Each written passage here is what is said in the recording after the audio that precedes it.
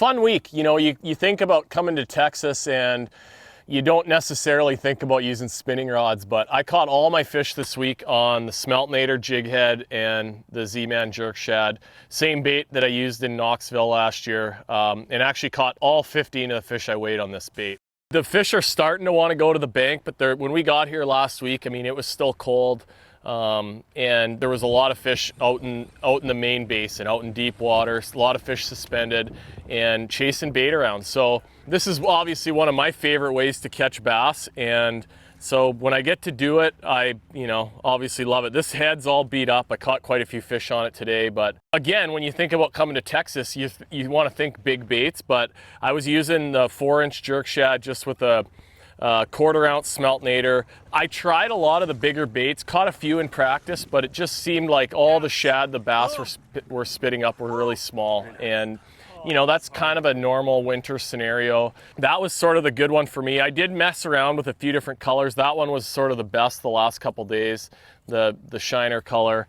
I had the gray head on as well. They were getting pretty hard to catch. There was a lot of boats out there kind of scoping around, doing the same things. As far as where the fish were down here, a little bit different than our northern lakes. They really were relating to bait and then drains. So Toledo Bend's a reservoir, so basically there's an old river channel and they flooded it, made a lake. And there's all kinds of little arms and channels off the main channel. And it seemed like if you could get in one of those creek channels and just start moving around and looking around, you'd run into fish. And seeing bait was pretty important.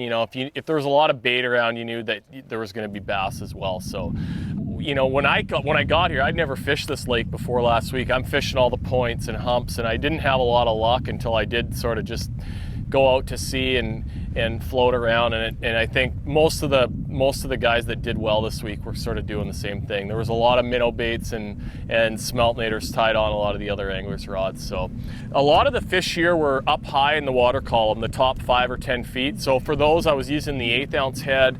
If I saw them down a little bit deeper in that 10 to 20, which is where I caught most of the good ones, I was using a 1/4 ounce. And then if it's 20 or more, I like to go with a 3/8 ounce. That's my general rule. Obviously, if it's windy, you can bump it up a little bit.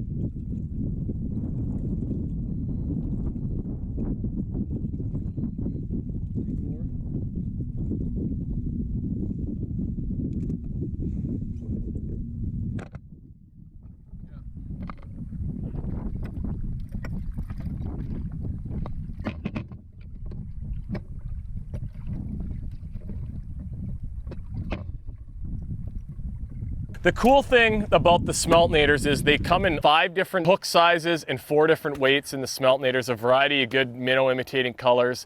If you want to catch more bass, you can find the Smeltinators online at northlandtackle.com or at a fishing retailer near you.